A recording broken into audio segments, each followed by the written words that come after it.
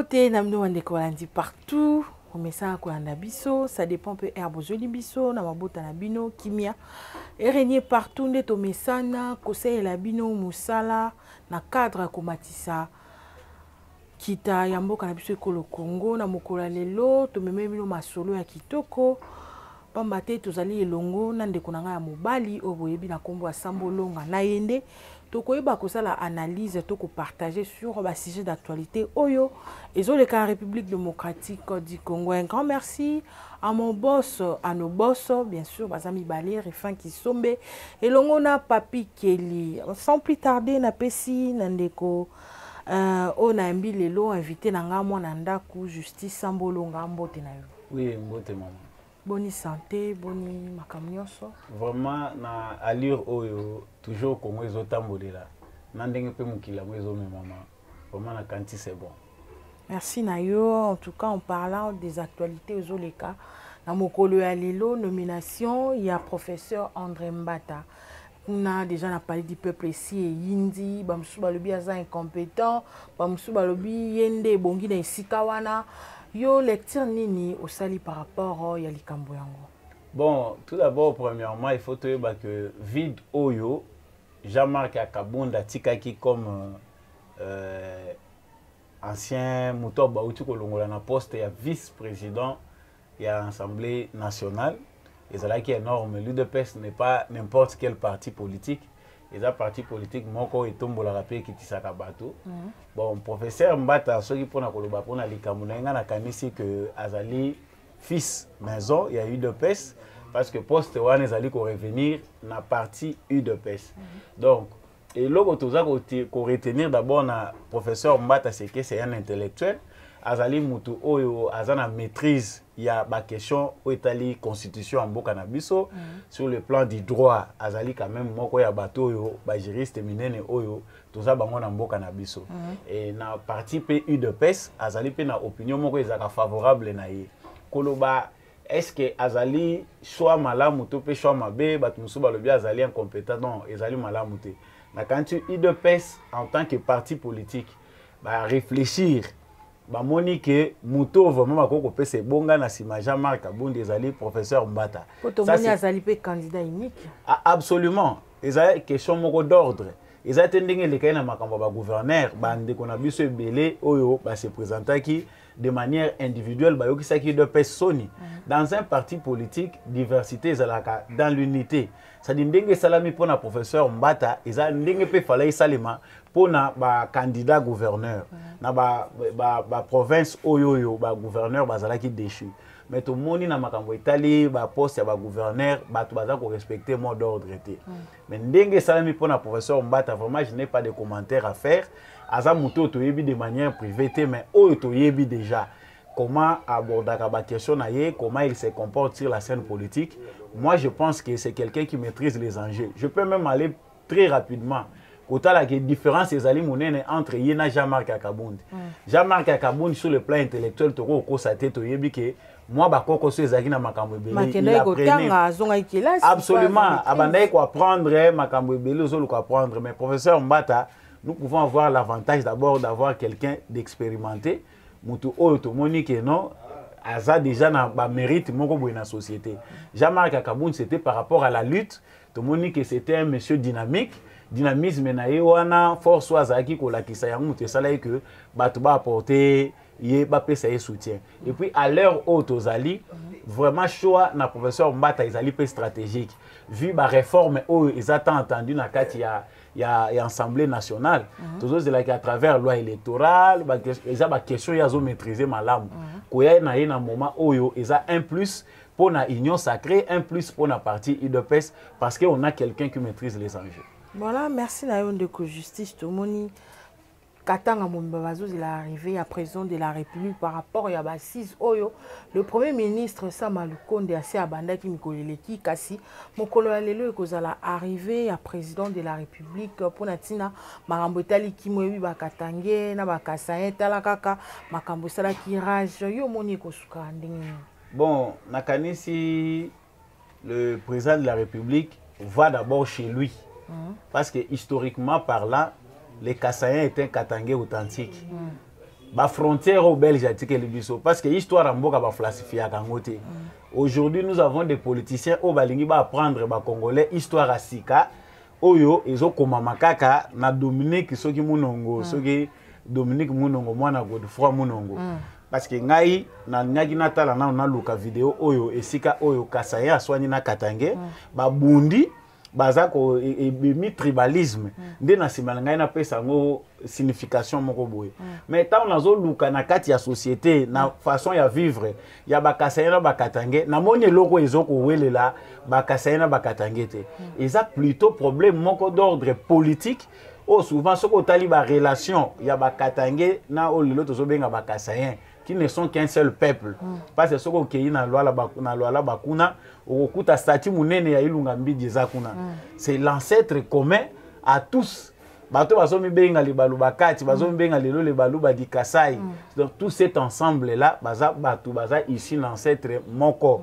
ou aza commun c'est peut-être les autres tribus o ewuti lokwa na bamboka lokwa bazambi bato bawuti ailleurs mutu baye ko se mixer na ODG zalaki wana descente ya président de la République ngana kanisi que ezali énergie moko positive ezokende ko bakisama par rapport ya lutte tozo bunda contre tribalisme papa moko te akoko pesa mwana na ye héritage ya tribalisme suite ya nyonso tomona na kati ya mboko nga constat na sali eza que bato tout baza ko tindika biso na tribalisme souvent ba nationalité na bango ezaka douteuse ko bandaka ndenge ba banda makambo na bango ya o ba Dominique Munongo po ba massacre makambo ba conflit bandi lelo te et bandi kala il faut total banani bayaka na biloko wana c'est toujours les politiciens.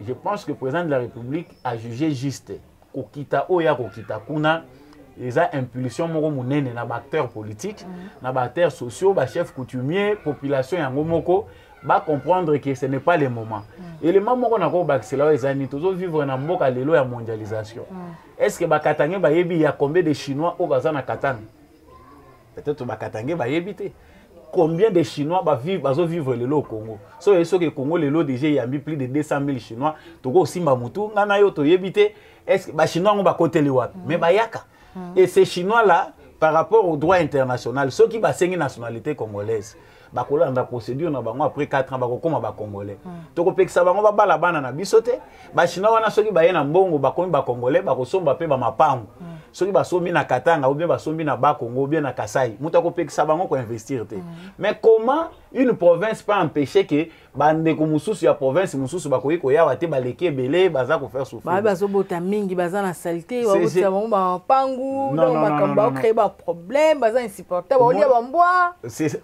voilà question wana ya mbwa wana nde mutu eza munene parce que so tali na mboka na monde entier biloko nyonso bato baliaka biso nyonso te toliaka ngo peut-être yo zolo ba mbwa mais ba mususu baliaka oto benga soki mbembe escargot peut-être yo ngana yo to kolia ngote na Kasai bato balinga koyoka ta kombo nyoka te soki ba monyo nyoka na yebite soki ba koyoka ngo mais il y a des gens d'autres tribus au baliaka nyoka les problèmes ezali que ezali pe pudeur respect à mutu soki aza ko boya kolie loko wana na ndimite ke bakasai o baliaka mbwa bakendana na ona mapango ya bakatange o baliaka mbwa te bazo kata mutu ndenge Dominique Munongo bandaye koloba eza biloko moko provoqué par les politiciens mais moi je pense que ta est commis to rééduquer bana na biso nga naza ko pesa ka président de la République proposition pour ça ba conseiller moko baza ko aider yete lutte contre le tribalisme ça ka été présent se déplacer ka akende à lobby non lutte contre le tribalisme fait ça le mapper sur le plan éducatif to changer façon à ko éduquer bana na biso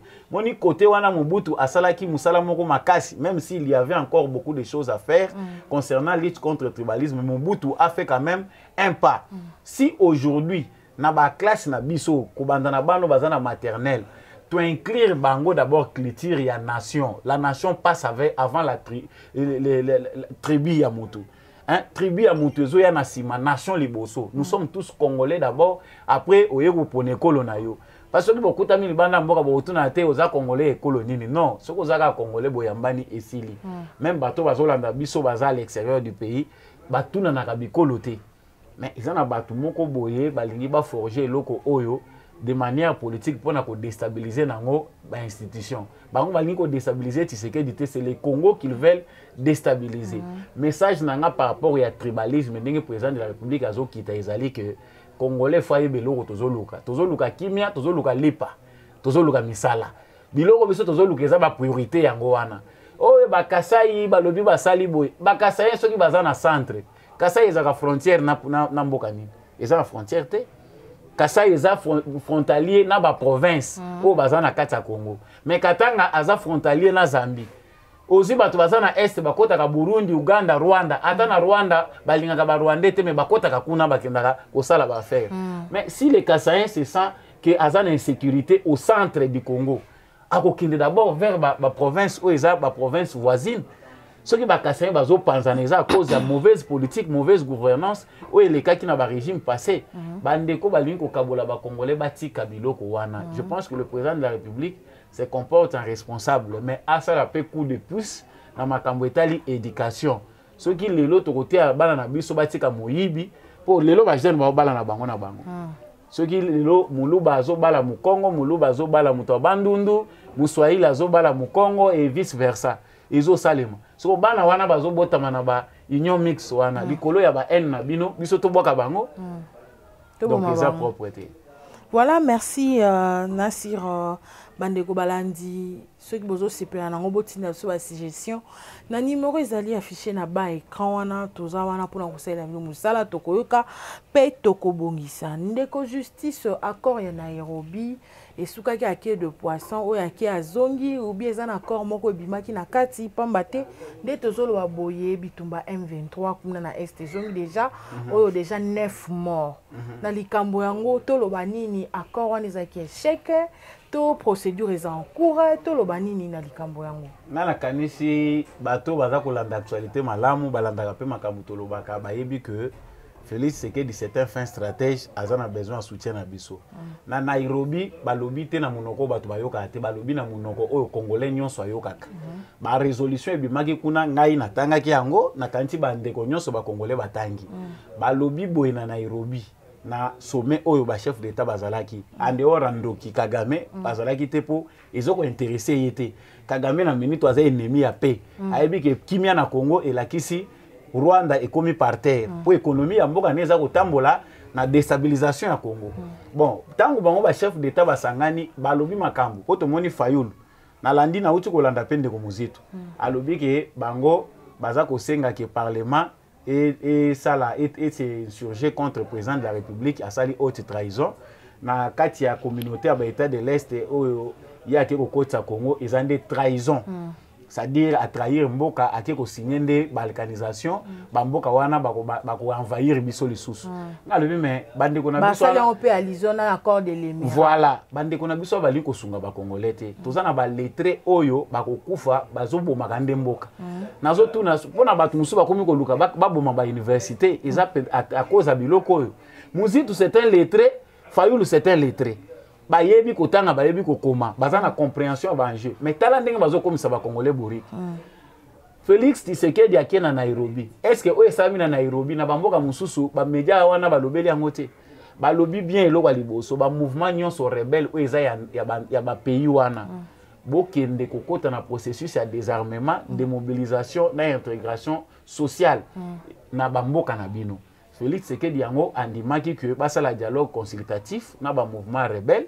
pour basolola na bango batika minduki bazonga na état civil sinon pas ezali violence pour na ba groupe armé ou ezali étranger bayebisi bango bazongi pa na bango soko landaki d'ailleurs medio ko mona président Burundi a sali conférence de presse na retour na etang bazo solola azo sala compte rendu ya sommet wana na peuple na ye alobi kuna toyokani mouvement rebelle nyonso oyo ezali ya mboka wana te bakanga bisaka bazonga na mboka na bango metan bazolo babongo yo kanisi Kagame ozana esengo Kagame ozala na esengo te parce que ayebi ke soki balobi bongo elakisi M23 ekozonga na Rwanda FDLR ekozonga na Rwanda Rwanda eza mboka mukelo kwa likofia soki FDLR abandika lelo kozonga na Rwanda Kagame osala mikolo boni ya on tozoyeba déjà to comprendre que Kagame na phase o akomi déjà na porte ya sortie parce que politique au Félix Tshisekedi ayaki nango balobi muto abata mi aleki o mayele miko misa zoba po oyeba bato nyonso ndenge bazalaka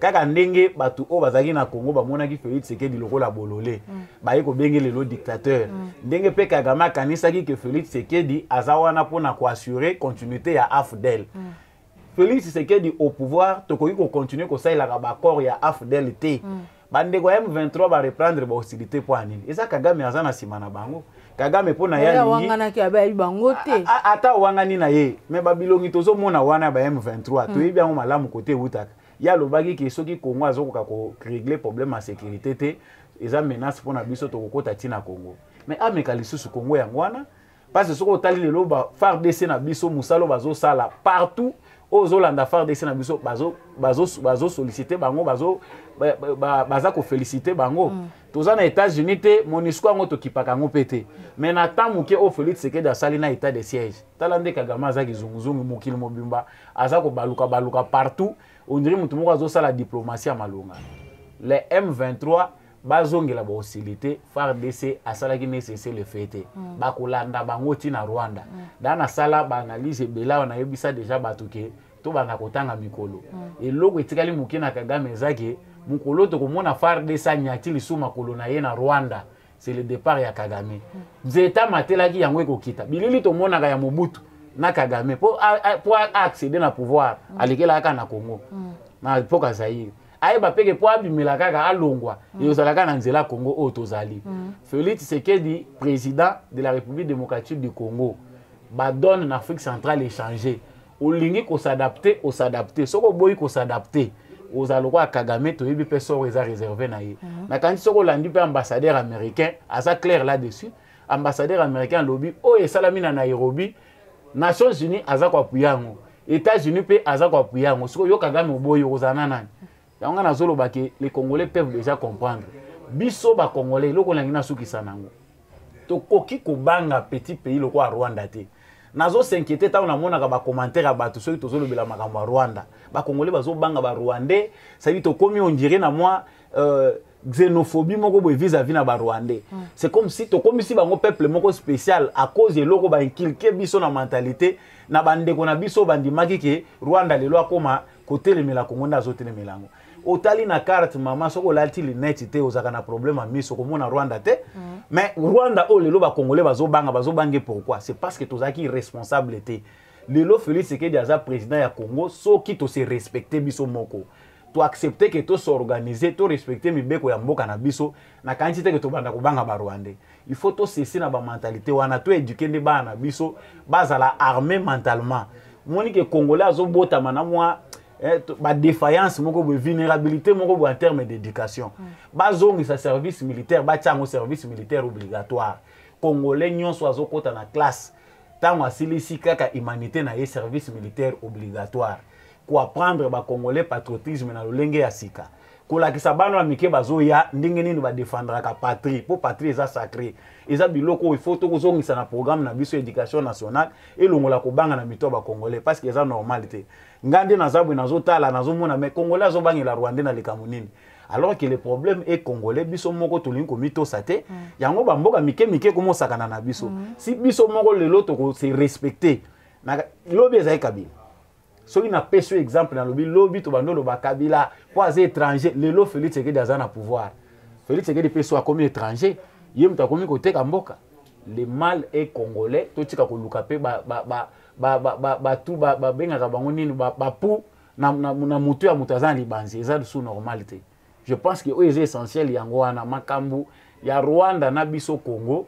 avec Félix Tshisekedi eza déjà résolu à 80%. Les 20% concernent les mentalités des Congolais, l'organisation des Congolais. Ce qui biso moko ba Congolais to comprendre que il faut to longola ba antivaleur o lelo comme si biso na nationalité ya Sony. Ozo kende soki boza 50-50 omona ozo bata manasima ya nationalité ya Libanda pour le bakenaza Congolais te pourquoi parce que kozala Congolais comme Sony na mokili. Réputation c'est béba. Exact propreté. Je pense que le président Félix Tshisekedi fait beaucoup.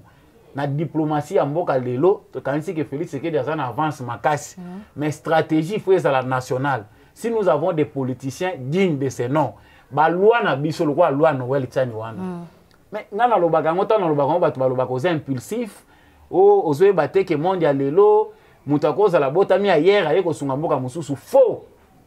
Nous sommes congolais, nous avons nos réalités. Tous na histoire na biso. Histoire à mboka na biso mutezo sala ke tous à la méfiant vis-à-vis na étranger. To bengani bandeko na biso baza ba demi Dakar te. To bengani étranger te poso baliba comme ba congolais te. Mais biso to vivre infiltration. To vivre makambo mabe lelo et komi ko inisa biso ba paya na scène politique. Parce que to ko ina batute na vie normale boy. Il peut faire les affaires, bateka masango, bateka mungwa, bateka biloko bango bakoko teka na Congo comme biso pe to sala na bamboka na bango. Est-ce que bandeko na biso baza na Canada o basali soki quartier babenga ka soki mbujima ikananga kuna batondi ebele baza kuna bako réclamer parti ne komi ya bango ou bien bako koma na parti na kati baza kuna baza ko servir ba intérêt Canada en même temps bazo ya ko trahir Canada et pas Congo bako sala ngote. Donc pour nous il est utile na la kanti loi wana Noël tani eta eza makambo d'abord te ko ba voter na parlement soki congolais nyonso aza na conscience ya histoire oyo to vivre na mboka na biso na kanti to ko soutenir ba loi o eza juste pour na ko verrouiller mboka na biso ezonga état. En parlant de Joseph Kabila, à propos, il y a Matata Mponyo, na bolobaki, na Joseph Kabila, bo traité de tous les mots, bolobi so ki ndenge nini, bo sali bo émission, bo gangi, bo la kisabiso le Ronine Félix Tshisekedi a sali à ces moments. Est-ce que ça sali plus mieux que Kabila? À propos, on a lecture na eux ezani. Bon, au moins ezali déjà mentalité à battre. Mentalité à battre forgée pendant 18 ans. Moni muto aza tellement aveuglé na ba gain injuste moyen mona sous makambo clair ezalaka te parce que bango bazo mona makambo en termes d'intérêt égoïste. Donc par nanga ya kolia eza wapi soki Kabila lobi eza mwindu ate eza rouge pour na lia ke pas Kabila il faut na lobaka ki eza mwindu pour Kabila lobi voilà c'est que problème o ezo pesa passe ya eza que soki eza na eloko mabe biso photo longola na mboka na biso tina racine nango eza ba parti lokola ba PPRD ba biloko ba kabilisto toza ko mona na makambo bango baza na kati ya kosala balobi ke Félix Tshisekedi asali nini Kabila asali nini mais malobana il faut bate yango zoba bate yango muto liboma bate yango muto azo souffrir na amnésie pour amnésie ezaka perte sa mémoire soki ozoyeba te makambo ezako elekaki lobi okozala okoyoka peut-être makambo bato musu baza koloba nde namona ki Raymond Tshibanda na plateau ya TV5 monde à lobby to condamner qui bandait ko critiquer Kabila mais tout le monde loko Tshisekedi asalité. Ce sont des gens sous-informés mutu ba ko se laisser avoir na ba information modèle wana. Ngana yebi ke Kabila atiki nyonso en chantier moko imaginaire. Ba loi ba makambu nyonso suki kana makanisi. Gratuité à l'enseignement tant Félix Tshisekedi à l'enseignement ba lobi Kabila mutu ataki yango na constitution. Mais pendant ta nyonso oyo atikala ko sala ngote pona nini. Félix Tshisekedi atongi nzela telo moni bango baleki balobi Kabila mutabandaki yango. So parce Félix Tshisekedi asala bobi Kabila mutabandaki yango eza continuité à l'état. Donc bino bosala ki eloko te continuité zande pas Félix. Félix Tshisekedi a un bilan positif. Pour na 3 ans Félix Tshisekedi totali ba action azo mener eza ba action o etelemisaka bamboka. L'éducation c'est la base. Soki bano 5 millions Félix Tshisekedi a sauvé te na gratuité enseignement a sauvaki bango te. Ce sont des coulous en gestation. Na kanti ke bakulu na musuto nato mona awa balinga bazalaka ici na baran wana d'ailleurs bakulu na bakenda déjà formé voilà ba musu bazo kende kuna tout ça fait partie du bilan na to komi na tango ça la Félix Tshisekedi du bilan te mais moi je sais qu'il a fait beaucoup ba école où ils a construite ba dispensaire pour ne pas parler des hôpitaux là ce n'est même pas tout ce qu'on peut dire mais ba lobi atongi ta bongisi kaka ya ona zoloba yoko yo okuti ba hôpitaux ezalaka 20 ba hôpitaux wana 20 nyonso eza na état de délabrement okuti hôpital kwa mama yemo eza na capitale Kabila vandi 18 ans na mboko oyo batikala kosimba mama yemo te alendo otongi hôpital parce que tant bazo tonga hôpital à cinquantenaire muto aza na logique ya malamu atali po toza na ba minganga o baza respecté à travers le monde minganga na biso so bakeli na Afrique du Sud bazo yamba bango kwa ba héros bakene Europe so okena diplôme en médecine olongwe na ngwa okena Europe batali façon biso to sailaka ndenge ba formaka ba médecin a ba respectaka biso mais tala ba structure na biso sanitaire ndenge ezali so yo tiki mama yemo na état wana osali cinquantenaire business privé HJ soki HJ na ba HJ biloko privé ya ba individu oyo l'état congolais azo bénéficier te yebisanga inga na oto kozwa baso na HJ eza combien mbongo ba kosenga kuna ce sont des problèmes oyo bango batikaki Félix Tshisekedi tango aye avant obanda ko construire ba école il faut tala nanu oyo ezali eza na état nini Ton ceux qui disent qu'il n'a pas construit Bazama Yelete, il a déjà construit en réhabilitant. Parce que l'école où Félix Tshisekedi a réhabilité, qui t'a lancé Mokengeli Ao. Et ça qui plus de 150. Oh, il va toucher. Il y a encore d'autres écoles où ils ont signalé que avant de lancer le processus, il y a construire Moussoussou. Babandana ko réhabiliter ango. Ndenge ba simbi mama yemo ngapo na nga isa fierté mama yemo isa monument, isa hôpital moko historique. Et soigner batuboni bana bana se. Voilà. Biloko mo akitoko. Sikoyo bazo président de la République bana bazana se biloko ezana se, omoni ba malade baza kuna bayoki ke kuna bazo tonga hôpital Moussoussou. Non. Ce sont des choses autres qu'on accepter. Tenga na kanisi eza na campagne ya sabotage. O baza ko sala pona ko diaboliser ka action nyonso Félix Tshisekedi azo sala. Ba conseiller à président de la République bolia ka mbongo ebele. Bazo lia ba mbongo. Mais communication à président, ko soigner même bateau ba ko vulgariser ba action à président de la République. Bateau ba ko sala communication malam pona président de la République wana etalibinote. Mbongo ezaka ya kokende kotambola na babar ko sala bancho ba lobby oh non on s'attaque à l'entourage du chef de l'État. Entourage du chef de l'État, ce que ça m'a beba bercer en ba ko bercer en côté. Le chef de l'État fait beaucoup mais on ne voit pas une bonne stratégie à communication. Même gouvernement, ce que tali makambo belé baza ko fingi la bangwa, c'est parce que les gens ne sont pas bien informés. Il y a makambo oyo gouvernement za na kati ko sala pona bango. Je pense que yangonde muteza mutuya na minute oyo. Le président de la République bilan na yezaka ka positif. Lelo babarisi ba salaire awat. Po ba musuba bandi ko kanga munoko malema malem. Banda Congo eza Congo. Uta to uta na Belgique. Mu colonie basi babakisa salaire de 30%. Na contexte oyo ya Covid-19 oyo crise de comme lelo na crise ya Ukraine na Russie. Nana ko matelo salaire. Mais babakisa le 30%. Soko zo ka 300,000 la kisi bateli yo 90,000 likolo. Tant comme en agier comme 45%, aux adhérents à plus de 400,000. Bon, na muto atikala ko bakisa la yote.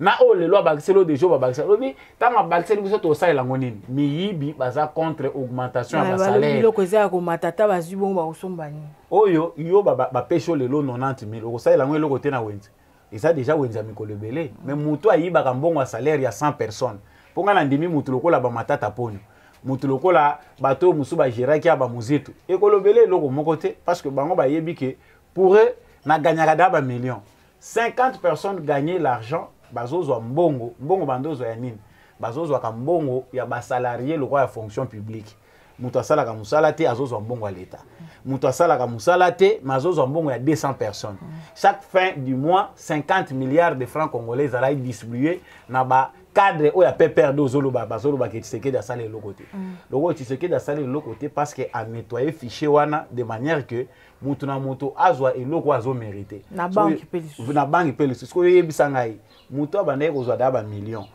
aza général azali peut-être politicien azwa ba millions ata ba bakisele 90,000 euros lobeleni eloko moko te.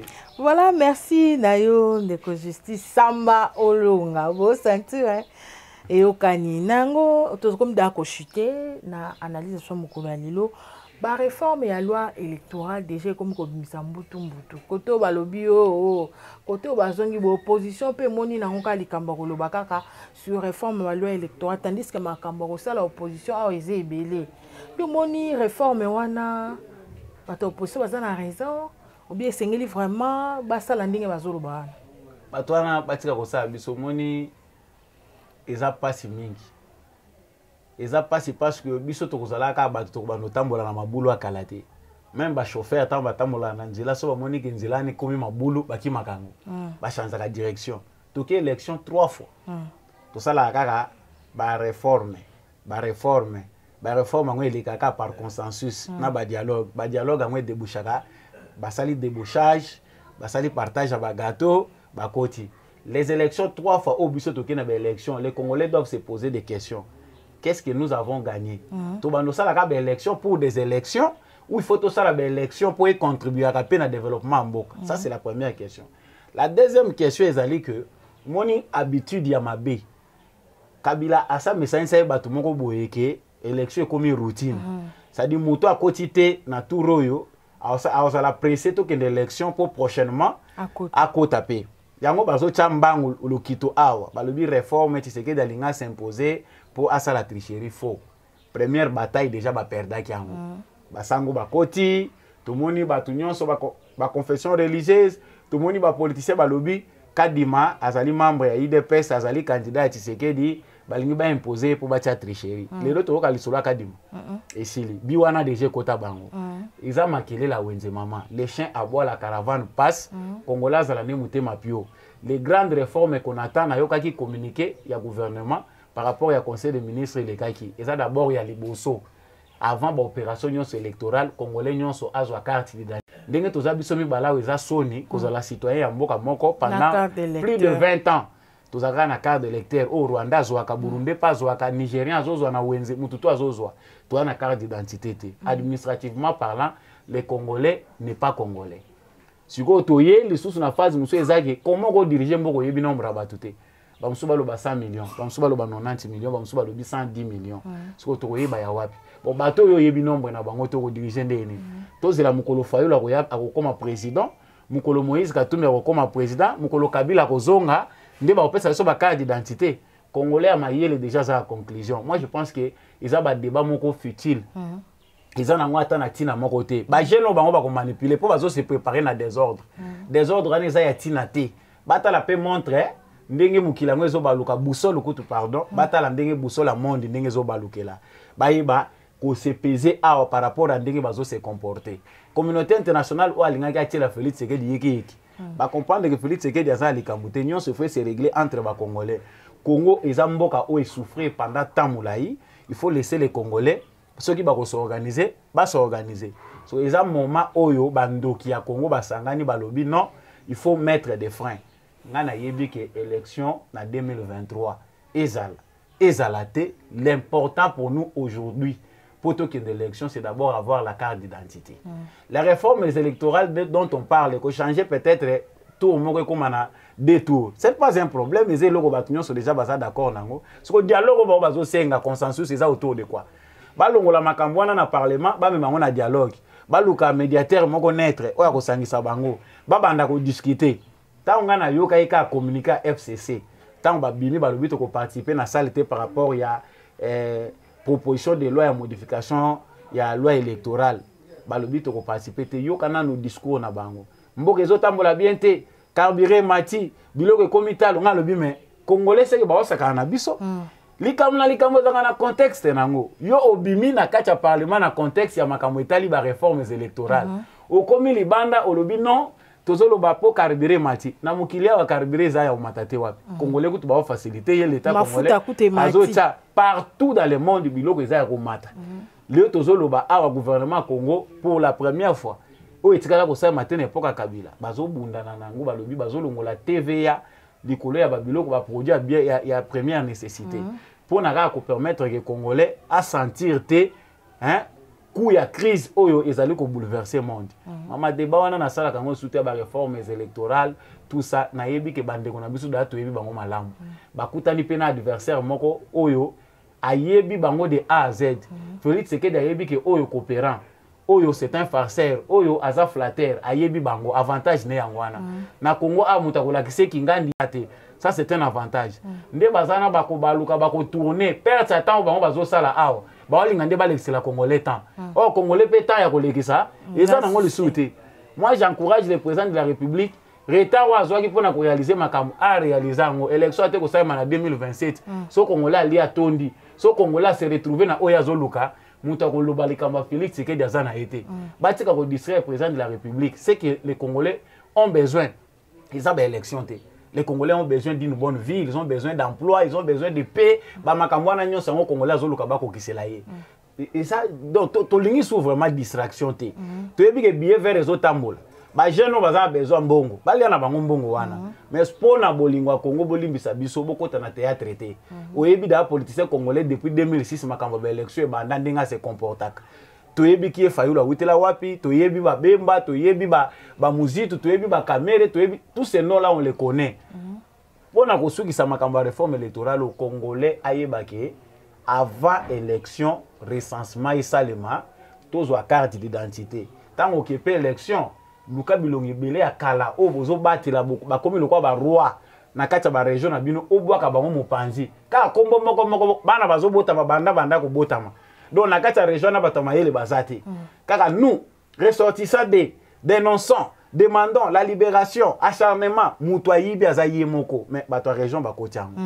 Congolais azaï moko auteur ya ba malheur. Tokozo ata ko belango na mikolo ekoya en tout cas ofungoli ba axe moko ezali vraiment très pertinente kasi na mikolo ekoya tokozo ata lisusu ya kosolola yango en tout cas ndeko justice merci na yo ndeko répondaki favorablement na analyse na biso mokolo kasi to soki ça na moi question oyo pe ozo faire partir na ba communicateur oyo panzaka sango tomoni Mwana mboka premier ministre Sama Lukonde a voyagé kasi azui communicateur ndeko na bino oya opposition Luara bakie na ebino amonaki capacité na bino esimbaki te pona nini ko porter choix likolo ya ndeko Piero. Donc na kanti mama eloko yo ezali to éviter pourquoi différence wana ekokozala to éviter soki na ba démocratie non se fonctionnera na lire au Sama Lukonde alinga memela biso. Président de la République va souffrir dans la communication. Pourquoi? Parce que l'action est bien vulgarisée. Les communicateurs, d'abord, il faut encadrer pour payer sa vision au président. Il faut encadrer malamouté. Si vous avez un Lukonde, les communicateurs il vulgariser l'œuvre du président de la République. Pierrot Louara.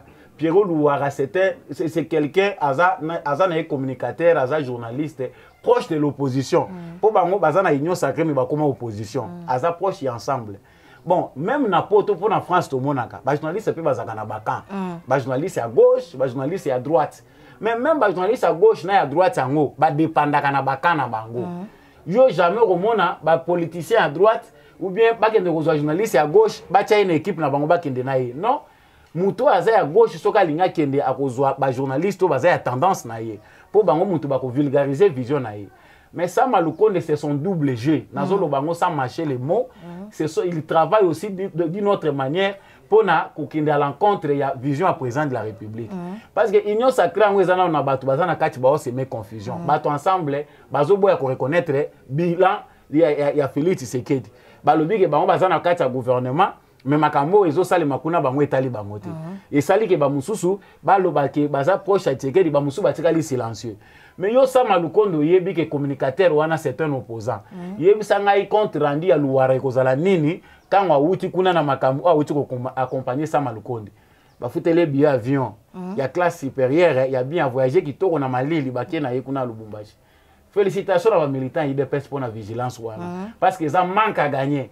Mbongo bazo futela Luara bazuye balongweni bakene na Katanga batambwisi bafutele hotel bafuteli lisusu na ba perdiem na ye eza mbongo bako pesa ba communicateur mususu awa balakisaka ba chef ba action à chef de l'état ça fait très mal parce que gouvernement o ezotambola lisusu d'une manière na ba ornière ya passé ornière a passé eza nini kokende kotambola kolandela ba manœuvre moko politicienne.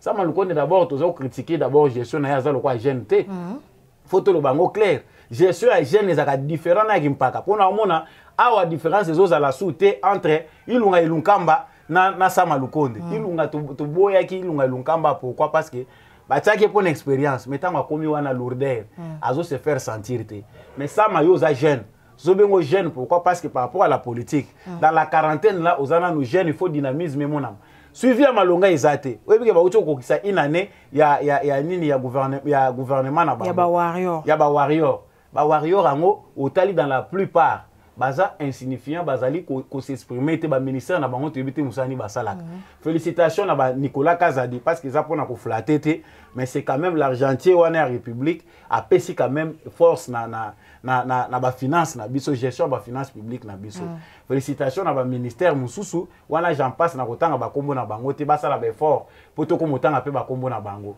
mais pas si o naza nango nazolo ba mama makambo etali communication que le président va conseiller président de la République. Les Congolais vont comprendre. Les Congolais aujourd'hui ont un grand déficit en matière d'information. Pour les Congolais, ils ont communiquer pour détruire toutes les actions que le chef de l'État fait. Le Premier ministre, je comprends qu'il y a un complot pour déstabiliser, pour ruiner l'image de Moussala au vision président de la République à Osal. S'il y a des conseillers, il y a président en matière, il y a communication. Pour ne pas attaquer comme on a été. À ça l'effort, président paye moko à la mouka. parce que bilan ezaka conseiller en 5 ans ba autant nga président de la République atoza na 1000 conseillers ba komona na ba conseiller mon côté biso pe to komo lemba na biso ko loba ba action en chef de l'état parce que et comme le roi manque à gagner na lobaka te makamwa président Félix Tshisekedi parce que nous avons à gagner dessus non tozo communiquer c'est pour le bien de notre population ba to ba comprendre ka ba effort au Félix Tshisekedi azo sala mais le travail de la communication le travail de l'information eza musala moko eza profession mais tant tozo mona ndenge bato bazo tambola na président bazo gaspiller mbongo bazo sala nango musala mon côté pour aider les Congolais ba relever niveau information tozo lemba na biso pe pour muto alembaka na ye to kompenda ko kena suka que le président de la République organise sa communication oh ba koloba oh communicateur de l'Union sacrée oh to mona ga bandeko na biso mususu batomboki ba lobi ba ko communiquer na bango lisute. Pourquoi? Le travail de la communication s'organise. Pour n'acheter côté na relaxo comment dans le monde de la guerre économique communicationnelle. Si vous maîtriser le secteur, il y a information, il y a communication, il y a dominer bino na mukili. Les autres ont dominé na TV5, RFI, France 24, Congolais soka yoki bango, Hero News. Soka yoki bango, on dirait yoki parole d'évangile. Yoko yebise qu'il y a TV5 ezamabe. Parce qu'on s'organise pas sur le plan médiatique. Nazo tuna Patrick Mouya ya balobi ote ni changement de narratif. Changement de narratif ezape ko lakisa biso ba grande réforme. Et ko relever niveau d'information bazo pesa na Congolais. Il faut encadrer ceux qui donnent l'information. Pour na jaro ezope sa mela oyo. To bando keneka potopoto likolo potopoto. Parce que eloko moko eza ko salema na ngote. Na beti c'était président Fati bato bayoka pona ye moko ayokaka bato boyokaka. Le président de la République a failli dans la communication. Complot de gens après. Presse union c'est ça bâclé. Bato katumbi, bato banane, bato ndi na télévision pour na kokoti sa congolais kaka bêtise. Il faut aussi une armée de gens sérieux. Oblelo bako ko pesa bato information ya malamu ou ezapé ko relever niveau ya ba congolais pour conseil intellectuel les lois congolais ils en assez makasi ils ont finga te. Mais balinga ba komisa biso bazo ba bopo ba banda ko manipuler biso ndenge bango balingi.